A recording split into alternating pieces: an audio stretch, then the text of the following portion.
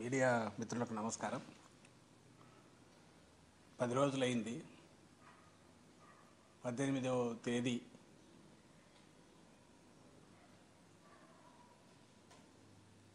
ముఖ్యమంత్రి చంద్రబాబు నాయుడు గారు ఆయన చేసిన ఒక వ్యాఖ్య, ఒక దుర్మార్గపు వ్యాఖ్య ఈ 10 రోజులుగా రాష్ట్రంలోనే కాకుండా దేశమంతా, బహుశా ఎక్కడైతే వెంకటేశ్వర స్వామి భక్తులు ఉంటే అక్కడ ప్రపంచమంతా కూడా అల్లకల్లోలం రేపింది.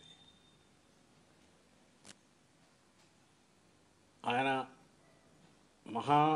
అతి పవిత్రంగా భావించే వెంకటేశ్వర స్వామి ప్రసాదం లడ్డూలో జంతువుల కొవ్వు, నెయ్యికి బదులుగా జంతువుల కొవ్వు వాడారని ఏదైతే అన్నారు, అది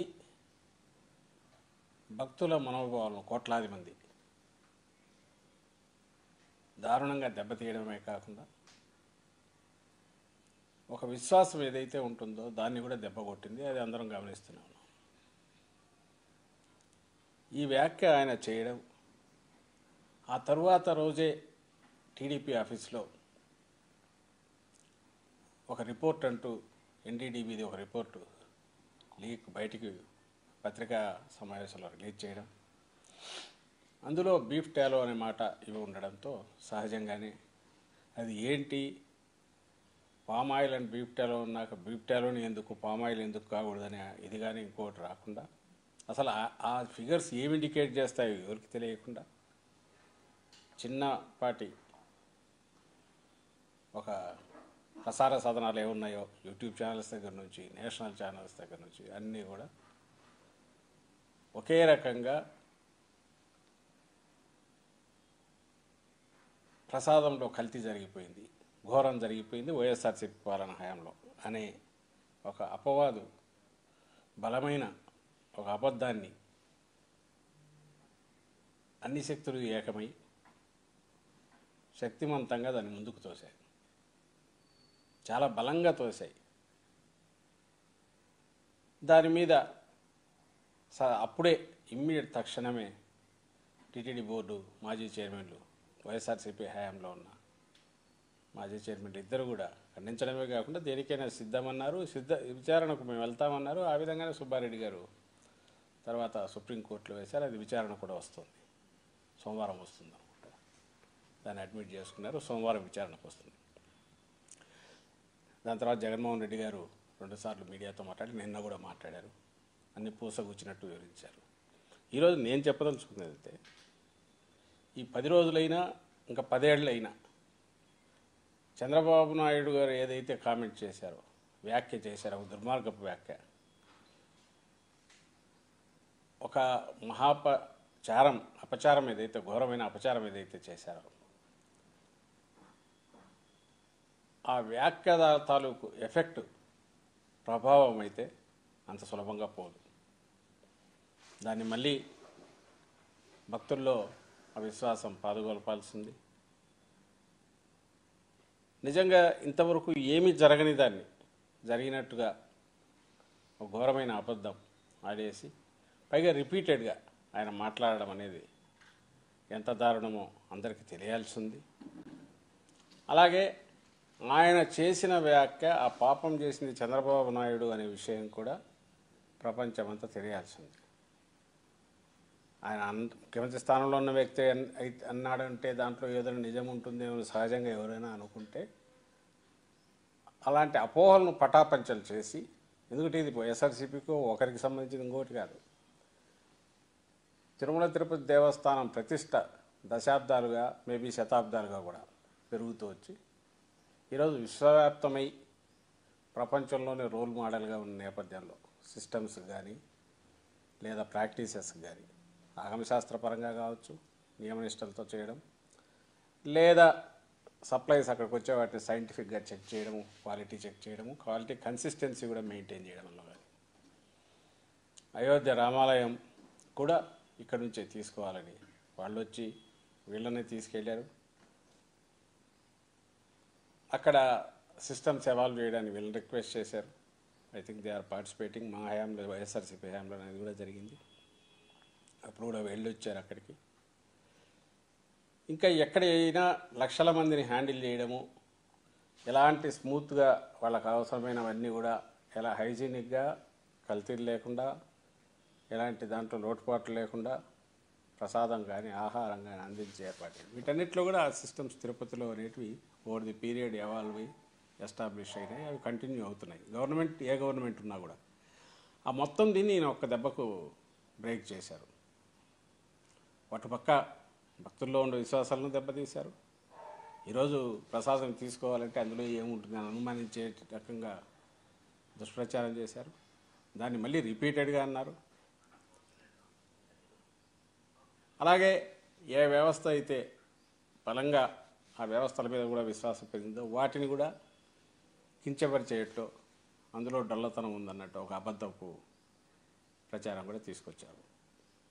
ఇది ఆయన చేసిన ఘోరమైన అపచారం కాగా, ఇప్పుడు రెలవెన్స్ ఏంటంటే ఇప్పటికే దాని గురించి డిస్కషన్ అయింది. దీని అల్టిమేట్ ఇది ఎక్కడ రిఫ్లెక్ట్ కావాలి? చంద్రబాబు నాయుడు గారన్న జంతువుల కొవ్వు అన్నది ఏ సప్లైస్ అయితే ఆ కంపెనీ చేసిందో ఆ కంపెనీ చేసిన సప్లైలో అది ఉందనుకుంటే అది ఎక్కడ రిఫ్లెక్ట్ కావాలి? సహజంగానే ఆ కంపెనీకి ఇచ్చిన షోకాజ్ నోటీసులో రిఫ్లెక్ట్ కావాలి. 6వ తేదీ 12వ తేదీ 2 తీసుకుని షోకాజ్ నోటీసులు ఏవైతే పంపారో జూలై 6, 12 ట్యాంకర్లలో నుంచి చెక్ చేసి ఆ తర్వాత దాన్ని ఎన్డీడీబీ కూడా పంపారు. ఆ షోకాజ్ నోటీస్లో ఎక్కడ కూడా యానిమల్ ఫ్యాట్ అనే ప్రస్తావన లేదు. మిగిలిన మీరు ఎన్నెన్నో చెప్పచ్చు, అంటే ప్రజలను గమనించమని కోరుతున్నాం. ఈయన ఎంత అబద్ధం ఆడాడని ఎందుకు చెప్పగలుగుతున్నామంటే ఏదైతే ఆయన అన్నమాట టీటీడీ ఆ పర్టికులర్ కంపెనీని బ్లాక్ లిస్ట్ చేయాలన్నా లేదా దానికి షోకాజ్ నోటీస్ ఇష్యూ చేసినా దేని మీద అడుగుతుంది, ఏ ఛార్జ్ పెడుతుంది, ఏదైతే అత్యంత వర్స్ట్ ఇదో దాన్ని తీసుకొచ్చి పెట్టాలి. బ్లాక్ లిస్ట్లో చేస్తామన్నప్పుడు నిజంగా జంతువుల కొవ్వు ఉంటే జంతువుల కొవ్వు దీంట్లో కలిపినట్టు ఆధారాలు ఉన్నాయన్నమాట ఎందుకని లేదు అనేది మా ప్రశ్న. లేమ్యాన్గానే అడుగుతున్నాం. ఎందుకంటే సైంటిస్ట్ చెప్పాల్సింది వాళ్ళు ఎలాగో చెప్తున్నారు, ఇంటర్ప్రిటేషన్ ఇస్తున్నారు. ఎన్డీడీబీనేమో వాళ్ళు అసలు అందుబాటులో ఎవరికి రావట్లేదు.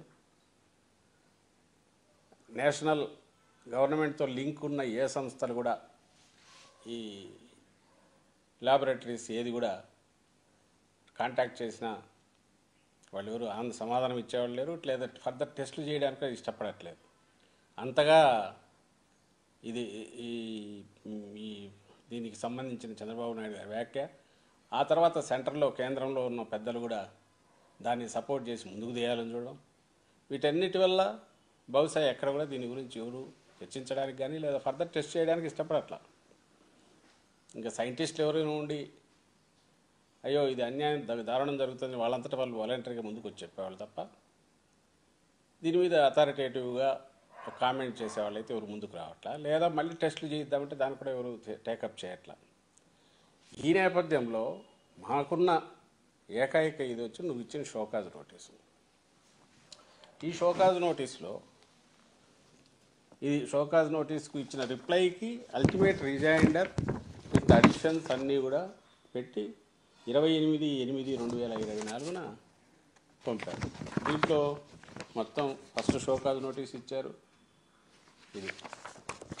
ఇది రిజైండర్ అంటే షోకాజ్ నోటీస్ ఇచ్చాక వాళ్ళు ఏదో డౌట్లు ఎక్స్ప్రెస్ చేశాక ఇంకో షోకాజ్ నోటీస్ ఇచ్చి రెండు కలిపి ఫైనల్గా వాళ్ళ కంపెనీ రిప్లైకి రిజైండర్ ఇచ్చారు. అవన్నీ డినై చేస్తూ మళ్ళీ రీఇటరేట్ చేస్తూ షోకాజ్ రిజైండర్లో సహజంగానే దీంట్లో మెన్షన్ చేయాలి ఛార్జీలో, కానీ ఛార్జీలో ఎక్కడ కూడా దీనికి సంబంధించిన దాంట్లో ఈ మేజర్ క్రక్స్ వచ్చి వెహికల్ నెంబర్స్తో సహా మొత్తం ఇక్కడ ఉన్నాయి. ఐ డోంట్ నో వెదర్ మీరు క్యాచ్ చేయగలరో తెలియదు, కానీ డేట్స్, వెహికల్ నంబర్సు, దాని జిస్ట్ కంప్లీట్గా ఇందులో ఉంది. ఇందులో నేను మార్క్ చేసింది చూస్తే రెండే కనపడతాయి. Vegetable the adulterated with the fat of vegetable origin అని ఒక దగ్గర ఉంది, వెజిటబుల్ ఆయిల్ అని ఇంకోటి ఉంది, కింద ఫారిన్ ఫ్యాట్ అని అంటారు. అంతకుమించి ఎలాంటి ఆధారం కానీ ఏదీ లేదు ఇందులో. నిజంగా యానిమల్ ఫ్యాట్ అయితే సహజంగానే అదే ఛార్జ్ దీంట్లో ఆరోపణ దీంట్లో రావాలన్నా వద్దా?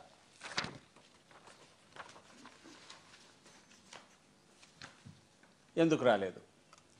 అలాగే దీనికి అటాచ్ ఏ రిపోర్ట్లు అయితే ఎన్డీడీబీ అటాచ్ చేశారో అందులో ఒకటి బయట కూడా వచ్చింది. ఏ రిపోర్ట్స్ అయితే అటాచ్ చేశారో ఆ రిపోర్ట్స్లో కూడా ఎక్కడ స్పెసిఫిక్గా యానిమల్ ఫ్యాట్ను ప్రూవ్ చేసే ఇవైతే కనిపించట్లా.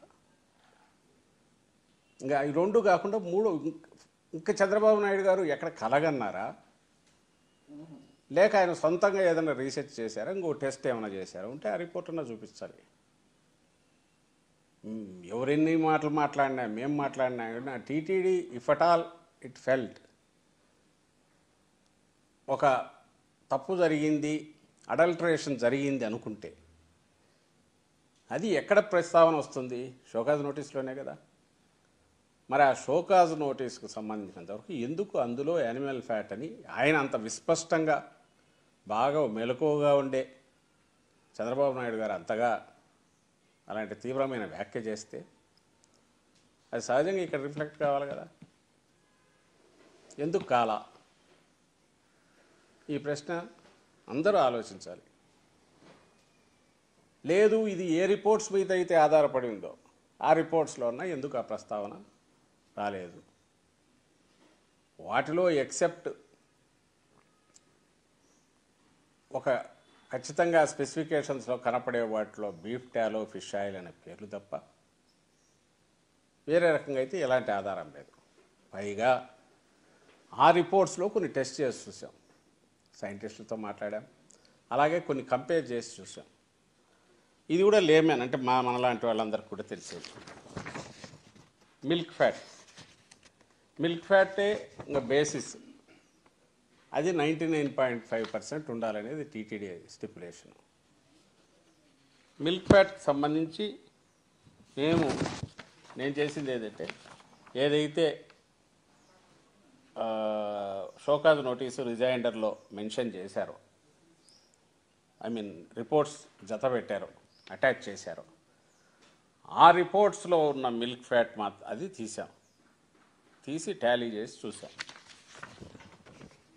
చూస్తే ఒక దాంట్లో ఏమో మిల్క్ ఫ్యాట్ 99.72 ఉంది, ఇంకో దాంట్లో 99.73 ఉంది, ఇంకో దాంట్లో 99.78 ఉంది, ఇంకో దాంట్లో 99.74 ఉంది.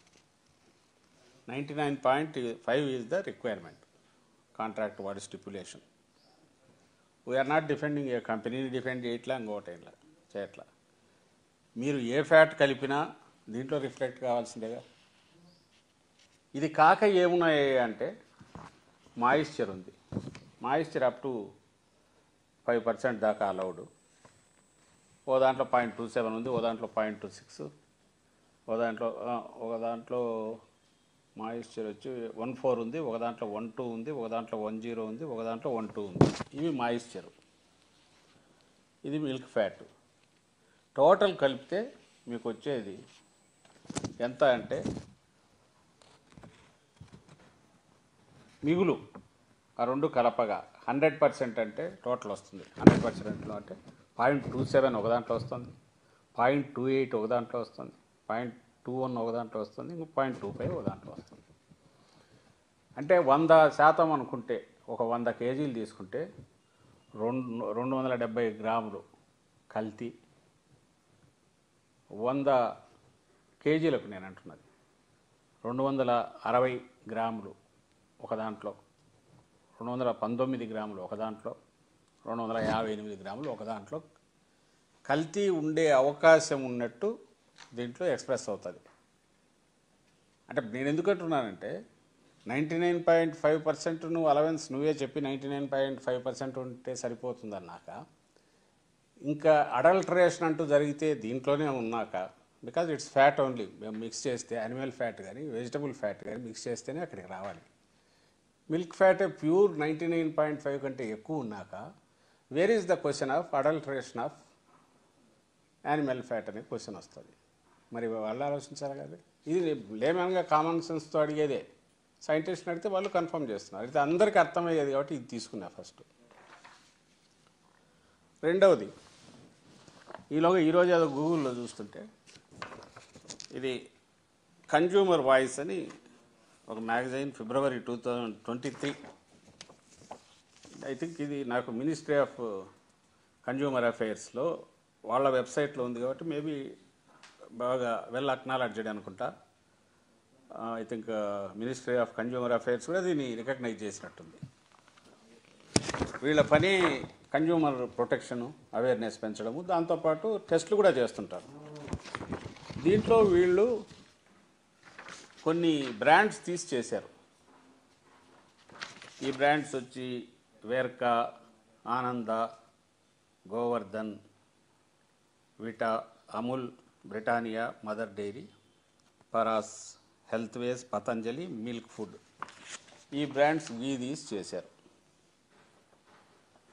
చేసి వీళ్ళు కొన్ని గ్రేడ్స్ ఇచ్చారు. ఎక్కడి నుంచి ఎక్కడికి అయితే స్కోర్స్ ఇచ్చారు. అవుట్ ఆఫ్ 100 ఎంత వచ్చినాయంటే 94 ఒకరికి, 92 ఒకరికి చూస్తే ఏది బెస్ట్ అనుకున్న ఏది అన్ని ఫ్యాక్టర్స్లో బెస్ట్ లేదు.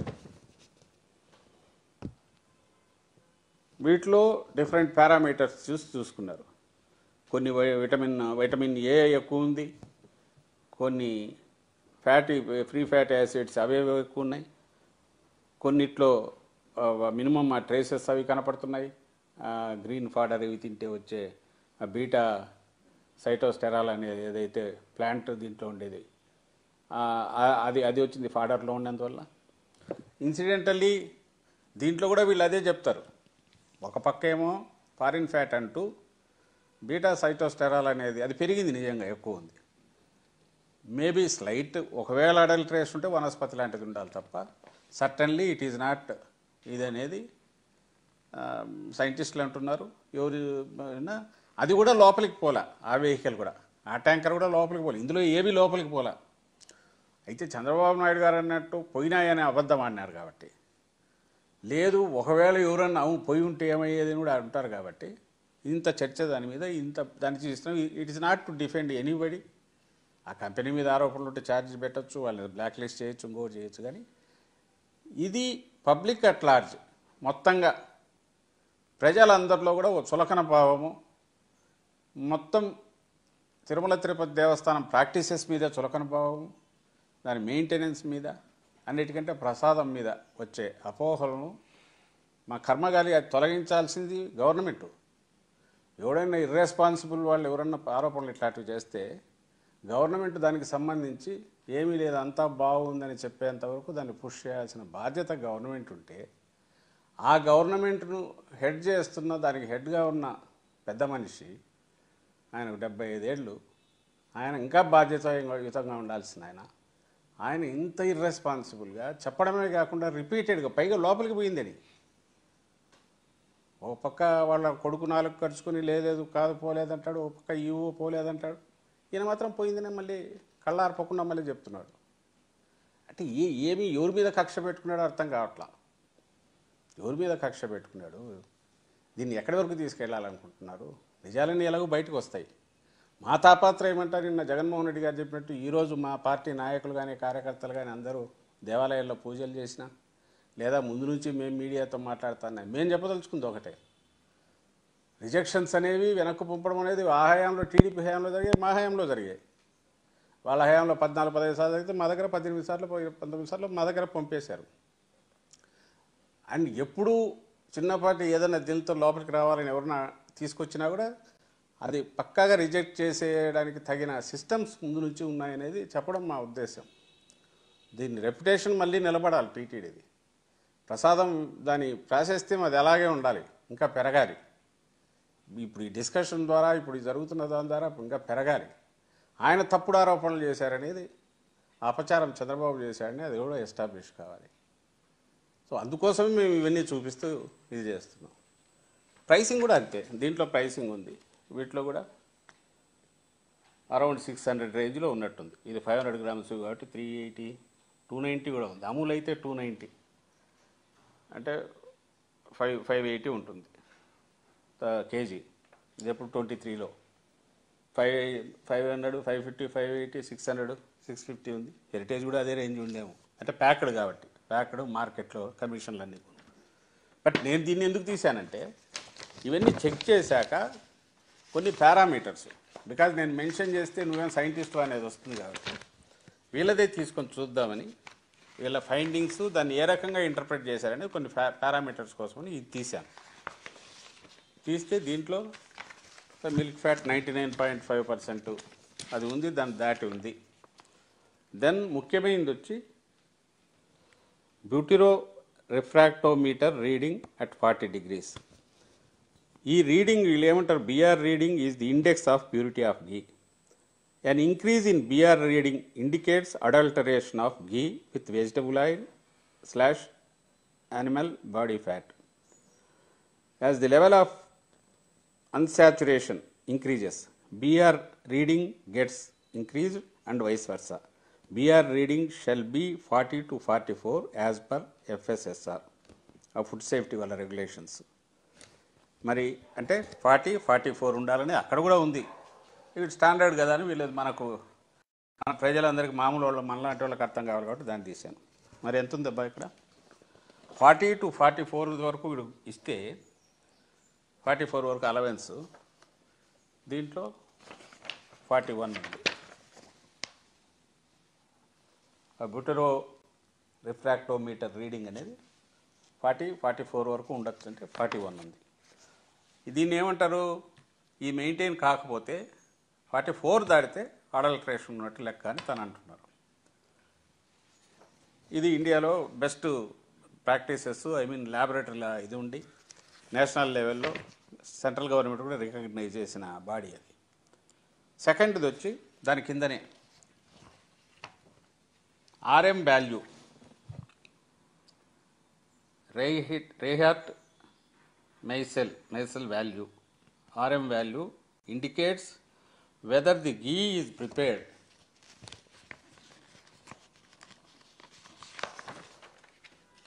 from milk fat or not.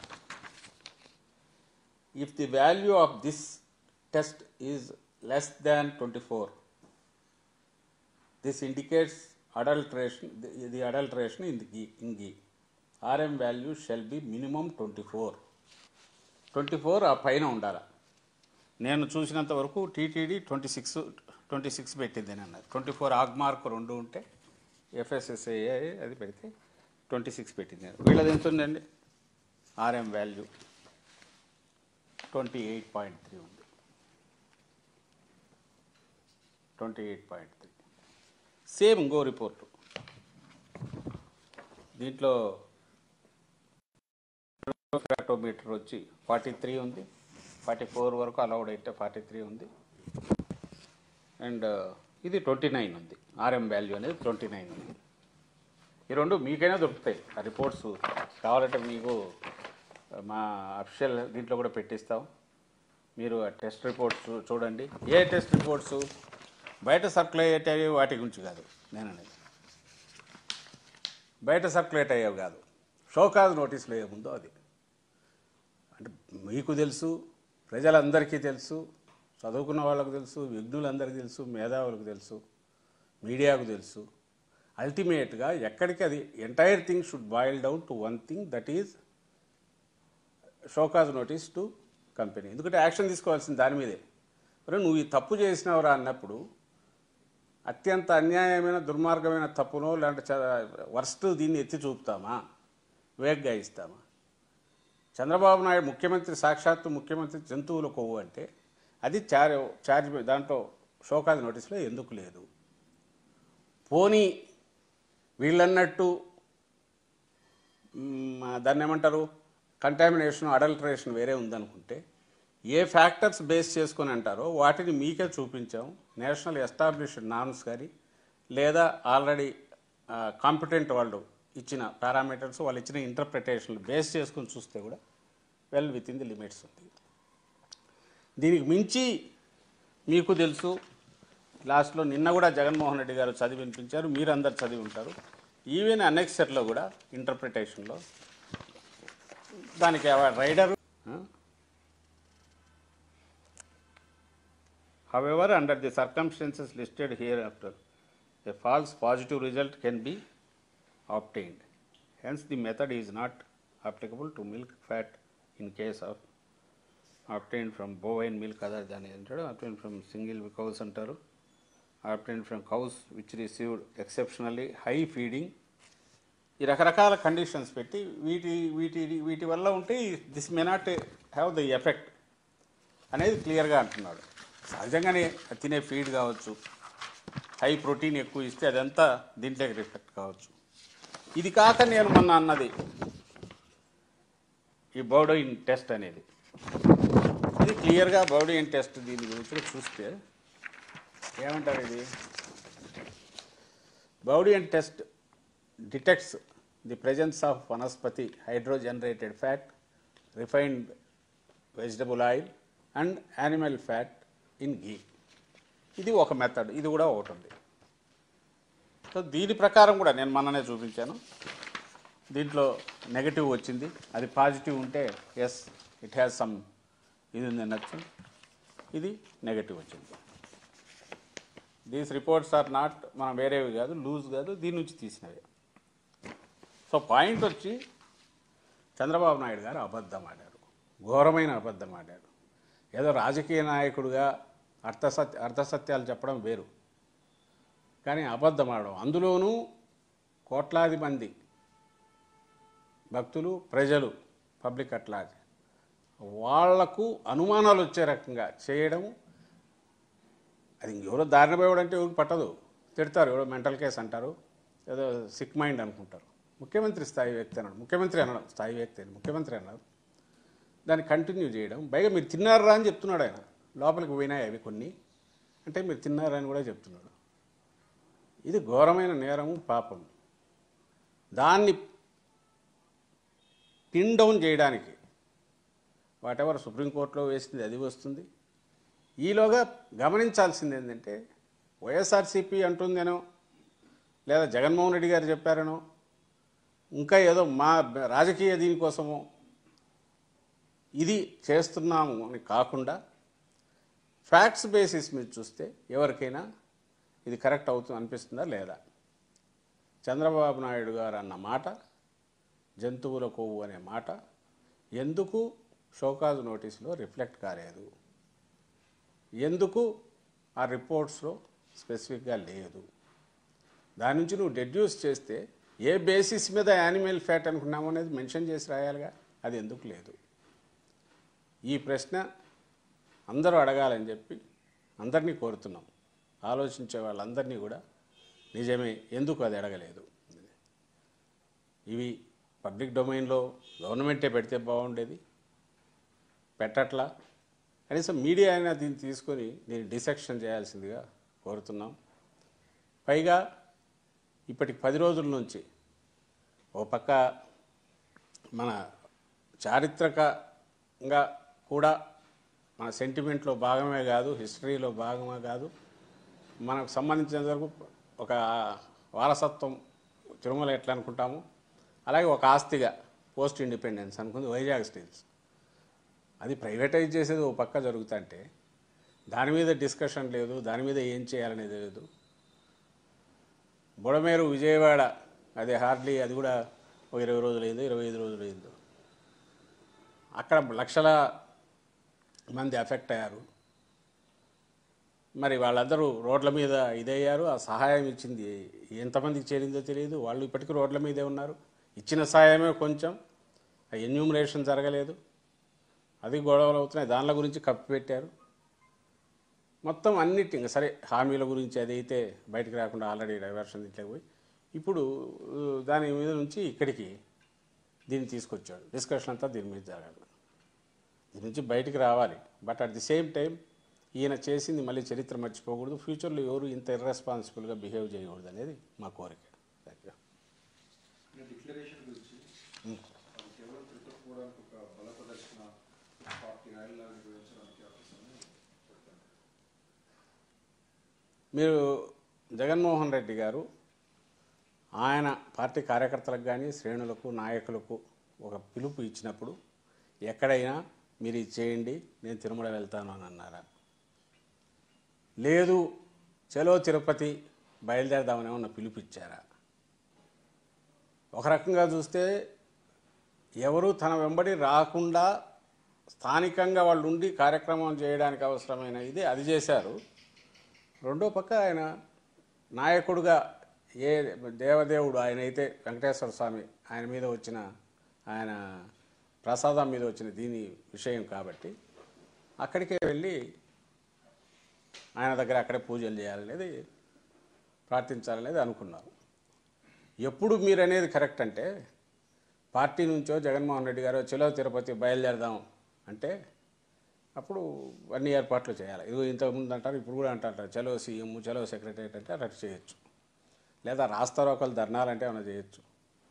ఆయన ఇవ్వలేదంటాడేంది ఎవరు క్లియర్గా దాంట్లో మన జగన్మోహన్ రెడ్డి గారి మీరు కూడా నోటీసులు చూసింటారు అనుకుంటా, చూసింటారు. దాంట్లో జగన్మోహన్ రెడ్డి గారి దీనికి సంబంధించిన ఏది మన పర్మిషన్ లేదు, లేని దాంట్లో మీరు పార్టిసిపేట్ చేయాలి. అసలు పర్మిషన్ ఏంటంటే తిరుమలకు అవసరమా? తిరుమలకు పోవడానికి పర్మిషన్ అవసరమా? సరే, నెక్స్ట్ క్వశ్చన్ డిక్లరేషన్. డిక్లరేషన్ అనేది ఎవరికి సంబంధించిన వ్యవహారం అండి? టీటీడీకి భక్తుడు వెళ్ళిన ఆయనకు సంబంధించింది.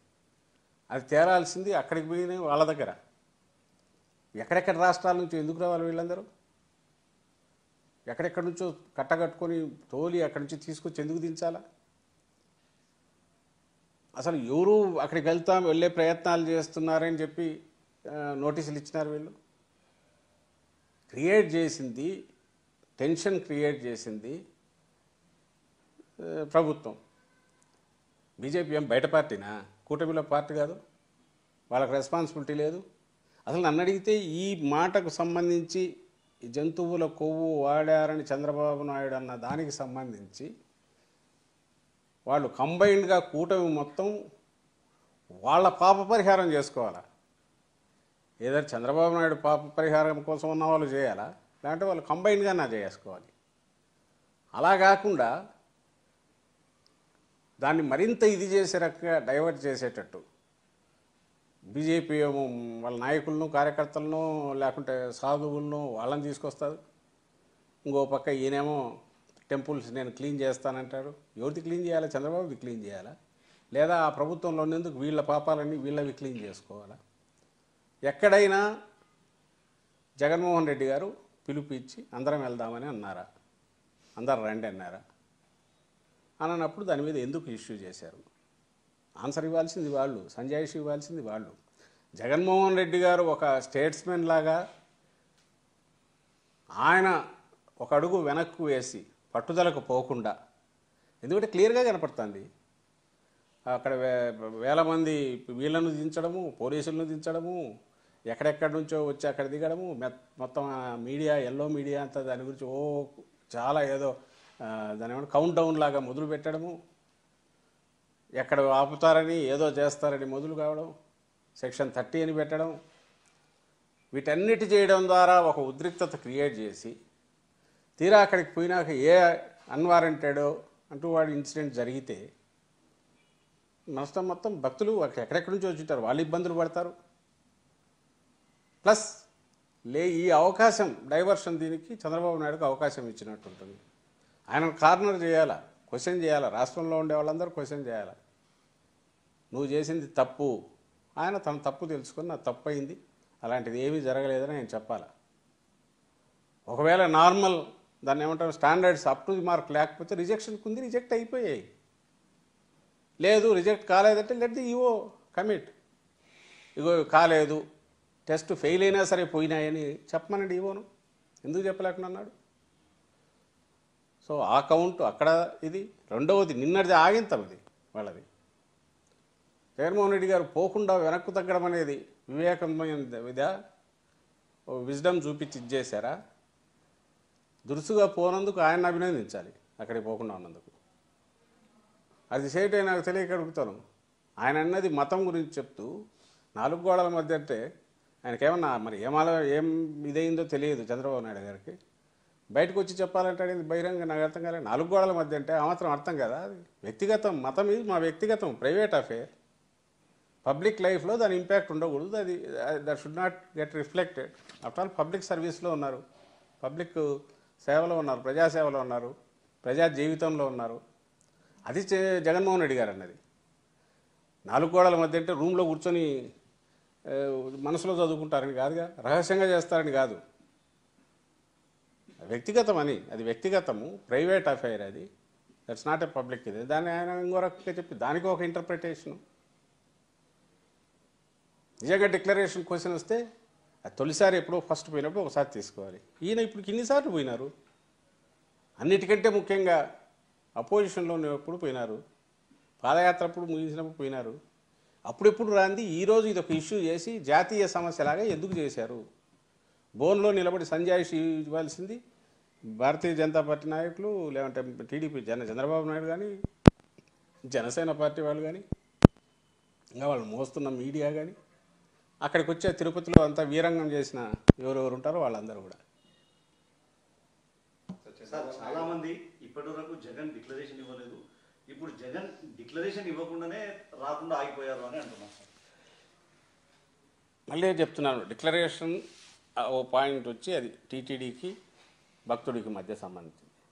నేను అందుకే దాంట్లో అది అవసరమా లేదా అనే దాంట్లోకి పోవట్లే. దాని చట్ట ప్రకారం ఒకటి చేశారు, జీవో చేశారు, బాగానే ఉంది. బట్ ఇంతకాలం లేనిది ఇప్పుడు ఎందుకు వస్తుంది ఆ క్వశ్చన్ అనే దానికి ఎవరు ఆన్సర్ ఇవ్వట్లా. గతంలో సోనియా గాంధీ వచ్చినప్పుడు డిక్లరేషన్ చేయలే వాళ్ళంటే వాళ్ళని అడగండి, రికార్డ్స్ తీసి చేయించండి. మీరు నా పాయింట్ వచ్చి మీరు అడగచ్చు కదా, టీటీడీకి పోయి తీయమని చెప్పండి.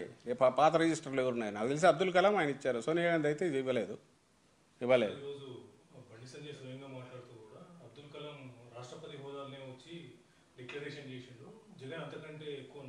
అదే ఇంతకుముందు జనరల్గా ఏ భక్తుడైనా నాకు తెలిసి ఒక్కసారి వెళ్ళినప్పుడు తొలిసారి చేయాలా?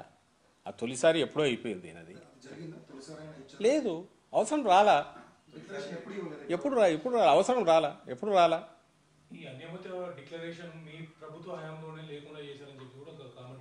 ఇప్పుడు అంతకుముందు ఎవరు చేశారు? ఎవరు చేస్తారు? నాకు దేనికి అడిగితే ఎంతమంది పోవట్లేదండి.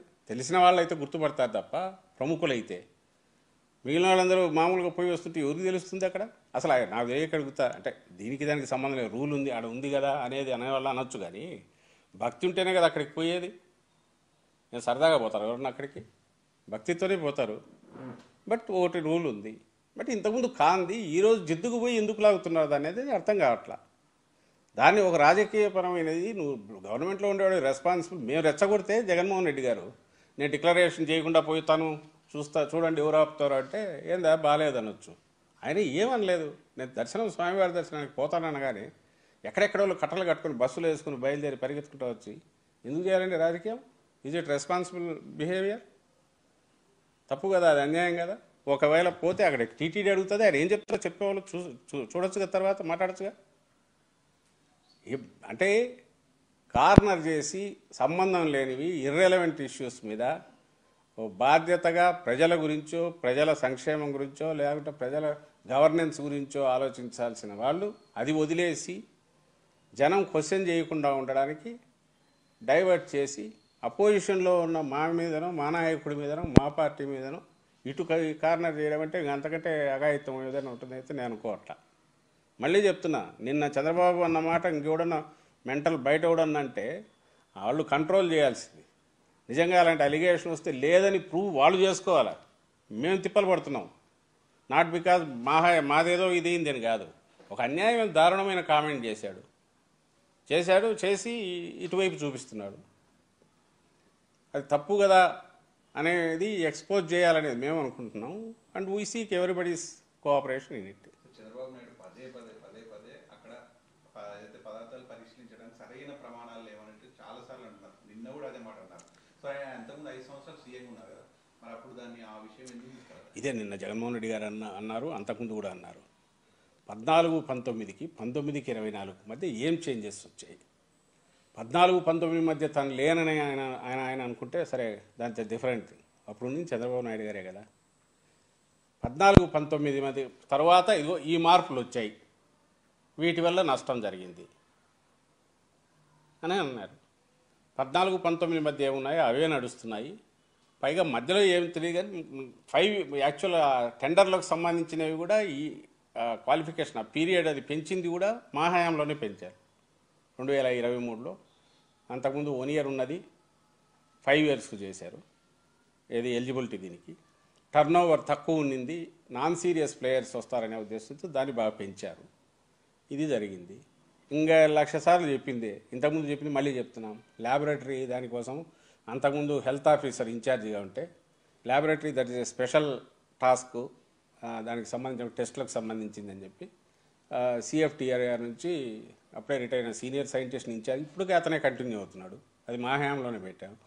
ఓ 12 మందిని క్వాలిఫైడ్ వీళ్ళను టెస్ట్ చేయడానికి వాళ్ళని తీసుకొచ్చారు. ల్యాబ్ ఫెసిలిటీస్ కోసం ఇంప్రూవ్ చేయడానికి 4.5 crores బడ్జెట్ కూడా రిలీజ్ అయ్యింది. టెండర్లు పిలిచారు, రాలే. ఇప్పుడు వీళ్ళు ఎన్డీడీబీలో ఏది చేయించారో ఆ ఎక్విప్మెంట్ తీసుకురావడానికి టెండర్లు పిలిచారు. అయితే సింగిల్ టెండర్ వచ్చినందువల్ల వాయిదా పడింది. రెండోసారి పిలిస్తే మళ్ళీ సింగిల్ టెండర్ వచ్చి వాయిదా పడింది. ఈలోగా ఎలక్షన్లు వచ్చాయి.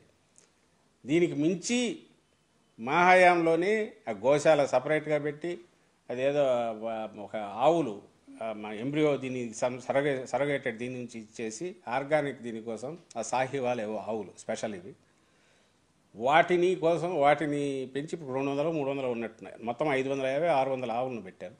ప్రస్తుతానికి వాటి నుంచి గీ తీసి అక్కడి నుంచి అదే పనిగా దాన్ని పద్ధతి మన సంప్రదాయ పద్ధతిలో వెన్న తీసి అది నవనీత సేవని వెంకటేశ్వర స్వామివారికి ఇచ్చేస్తున్నారు, సేవ చేస్తున్నారు. ఇది భక్తిగాక దేంతో చేస్తారా? అంతకుముందు 14-19 మధ్య ఎందుకు చేయలే? But at the same time అలాగే లడ్డు దీనికి కూడా అదే దీన్ని చేయండి అంటే ఈజ్ ఇట్ పాసిబుల్? స్టాండర్డ్ ఏది ఉంటుందో అన్ని స్టాండర్డ్స్ ప్రకారం ఉండే అది తీసుకొస్తారు. కానీ కిలో నెయ్యి 3,000-5,000-4,000 ఉండే నెయ్యితో లడ్డు చేసి అది ఈజ్ ఇట్ పాసిబుల్? లక్షల ఇవి చేసి ఇవ్వడం అనేది, ఈ ఉన్న దాంట్లో స్టాండర్డ్ ఏది అనేది దాని ప్రకారం చేస్తారు. అది జరుగుతుంది. ఆ స్టాండర్డ్స్ పెంచారు. దేవుడికి చేసేదాంట్లో ఆయన దేవుడి ప్రసాదం దేవుడికి చేసే దాంట్లో కూడా కల్తీ జరిగింది అన్నాడు. అది జరిగింటే చంద్రబాబు హయాంలో జరిగించడానికి అవకాశం ఉంటుంది. ఎందుకంటే బయట నుంచి కొన్ని తెచ్చింది అంతా చేసేవాళ్ళు. మా హయాంలో జగన్మోహన్ రెడ్డి గారి హయాంలో సపరేట్గా ఆయన సేవ కోసం అనేది అయితే సపరేట్గా తీస్తున్నారు.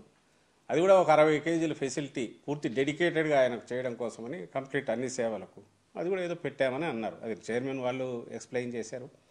ఇదిగాక దేవాలయాలకు సంబంధించి మిగిలినవన్నీ వాళ్ళు కాంపిటెంట్ కరుణాకర్ వాళ్ళు చెప్పారు, నిన్న చెవిరెడ్డి భాస్కర్ చెప్పినట్టున్నాడు. ఏమేం చేశాం మా హయాంలో అనేది అంటే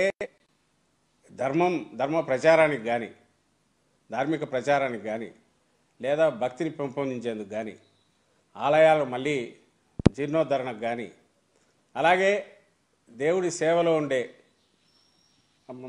పూజారులు కానీ వీళ్ళందరికీ సంబంధించిన వాళ్ళ జీవన వృత్తి పెంచడం కానీ వీటన్నిటిని ఎవరు చేసినారంటే అప్పుడు రాజశేఖర రెడ్డి గారు, ఇప్పుడు జగన్మోహన్ రెడ్డి గారు. ఇవన్నీ మొత్తంగా చూస్తే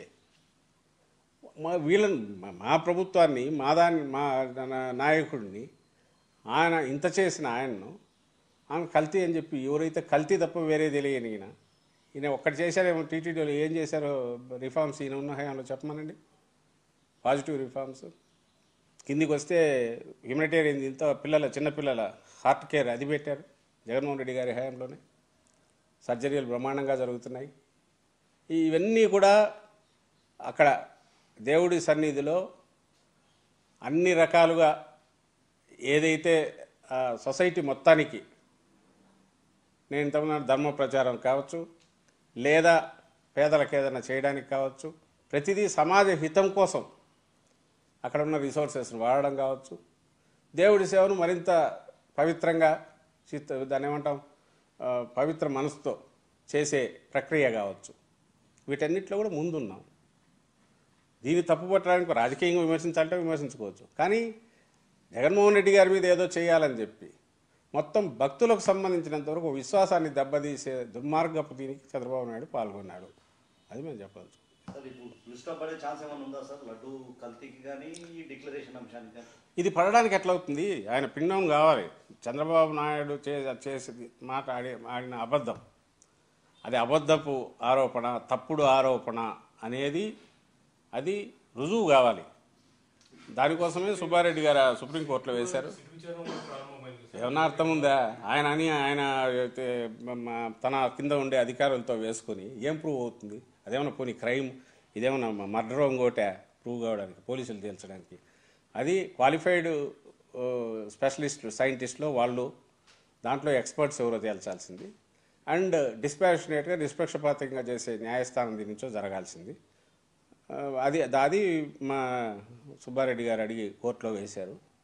చంద్రబాబు నాయుడు ఏం చేస్తున్నాడు? తనను కవరప్ చేసుకోవడానికి ఎవరిని పెట్టారో కూడా అందరికి తెలుసు. రేపు సంతకం కాదు, సంతకం వేరేవాడు రిపోర్ట్లు కొట్టుకొని సంతకం వేరేవాడు చేసినా ఆ సంతకం నాదే అనే అంత దీనికి పోగలిగిన వాళ్ళను దాంట్లో పెట్టారు. సో అక్కడ ఏమొస్తుంది? ఆయన ఇప్పుడు ఈవో ఇచ్చిన దాంట్లో ఇలా ముందు ఈవో వెజిటబుల్ ఇదని మళ్ళీ ఎందుకు చాలా అన్నంగా యానిమల్ ఫ్యాట్ అని కూడా మధ్యలో అన్నాడు. అలాగే ఆయన సీఎంకి ఇచ్చిన దాంట్లో ఊరికి అట్లా పెట్టేసి వదిలేశాడు. అక్కడ ఎందుకు పెట్టారంటే ఈయన ప్రెషర్. రేపు సిట్ రిపోర్ట్ ఇంకోటి ఉంటుందా? సిట్టు పెట్టిందే ఆయన సుప్రీంకోర్టులో అడ్మిట్ చేసుకుంటారో, విచారణకు వస్తుందేమో, ఈలోగా నేనే చేస్తున్నానని చెప్పడం కోసం పెట్టాడు. నిజంగా ఆయనకు ఏదైనా తాను తప్పు అనలేదనుకుంటే, నిజంగా జంతువులకు దాంట్లో కలిపారని ఆయన గట్టిగా నమ్ముతూ ఉండి, లేదా తనకు రుజువులతో సహా ఉంటే సుప్రీంకోర్టు దగ్గరికి పోయి ఆయన చెప్పాల్సింది ఏంటంటే, అంతకంటే ఉన్నతమైంది కానీ విశిష్టమైంది కానీ ఫుల్ ప్రూఫ్ ఉండేది ఏమి ఉండదు కదా సార్. మాకు కూడా అభ్యంతరం లేదు, మాకు కూడా అదే కావాలి, ఆ వాస్తవం బయటికి రావాలి, జంతువులకు కలిసిందనే విషయం బయటికి రావాలి. కాబట్టి సుప్రీంకోర్టు ఆధ్వర్యంలోనే విచారణ జరపండి అని చంద్రబాబు నాయుడు కూడా, ఆయన ప్రభుత్వం కూడా ఒక అఫిడవిట్ వేయాలి. వేస్తే ధైర్యం ఉన్నట్టు అండ్ అది నిజము అని ఆయన గట్టిగా నమ్ముతున్నట్టు, ఆయన దగ్గర ఆధారాలు ఉన్నట్టు అనుకోవాలి.